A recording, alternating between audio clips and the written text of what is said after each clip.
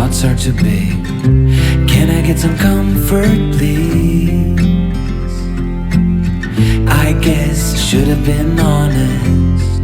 A break to my heart. It's weighing me down, baby. I'm like a river that's overflowed. The sooner you know it, the less do we hurt.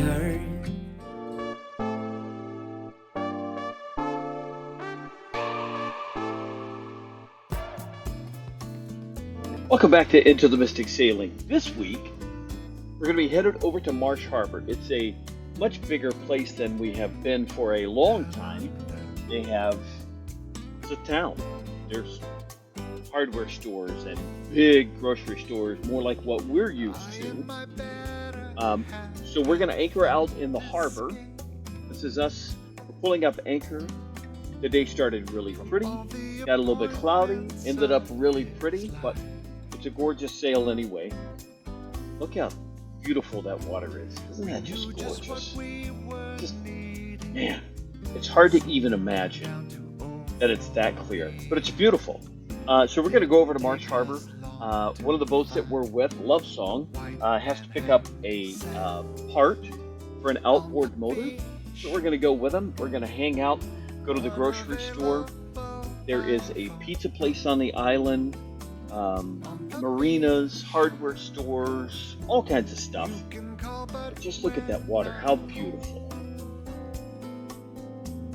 No messages for us, just an unending chorus of crashing waves and foam. Sailing so close, daring the water to touch our toes.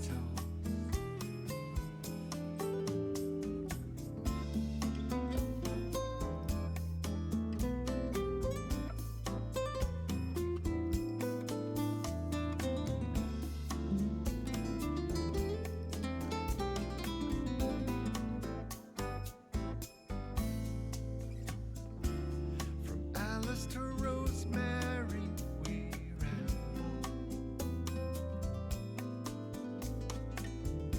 No particular plan, no set direction.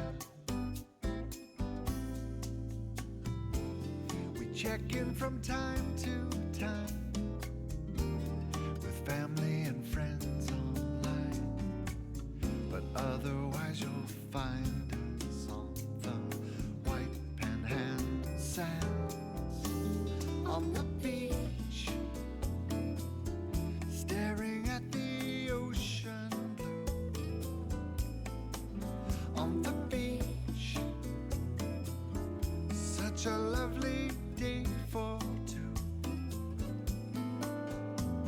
No pressure before us, just an unending chorus of crashing waves and foam.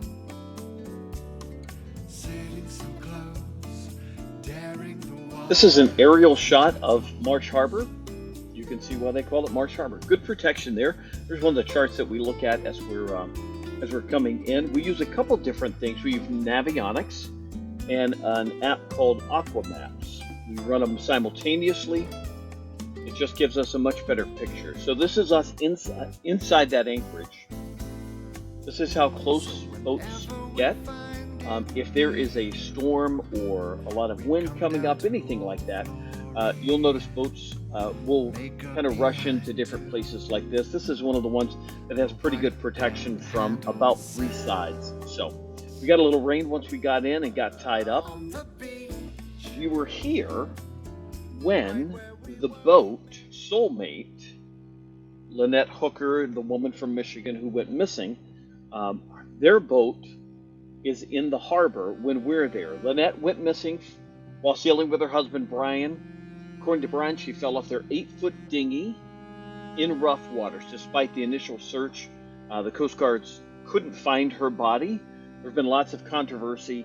A lot of people have had questions. We obviously make no judgment. We have no idea. But we are in the same harbor as their boat at that time. It's since been picked up by the Coast Guard and moved back to the States. A captain was moving it from the Bahamas to the States. The Coast Guard seized it when it got close to American waters. But we were there when the boat was there. We traveled in many of the same spots that they went to. We had pizza. Remember, I told you No Foreign Land, the little app that cruisers use. She had reviewed a pizza restaurant on Marsh Harbor prior, obviously, to her going missing. And we were kind of jonesing for pizza, and we're kind of intrigued by it. So we went to the pizza place that she had reviewed prior to her going missing.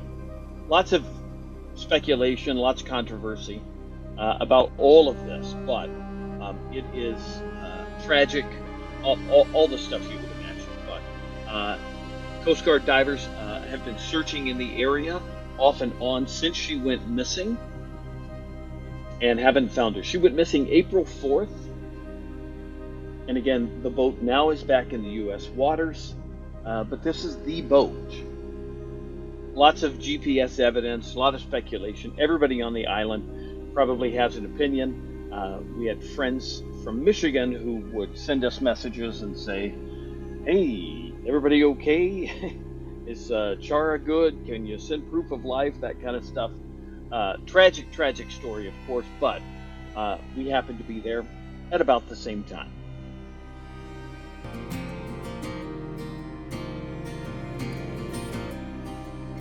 This is the dinghy dock where we pull in, tie off. We walk to a store called Maxwell's. I'll show you in just a little bit. It is it is definitely the closest thing to a grocery store like what we are accustomed to, being from Michigan. It's Meijer, Kroger, Walmart, not quite that big, but it's good size. But this is where we tie up. This is where one of the paths that you walk through so that you can get to the stores, hardware store, boat shops, any of that kind of stuff.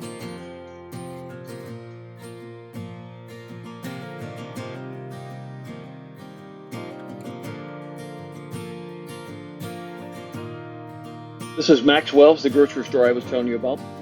They sell all the same kind of groceries you and I would normally get in the States.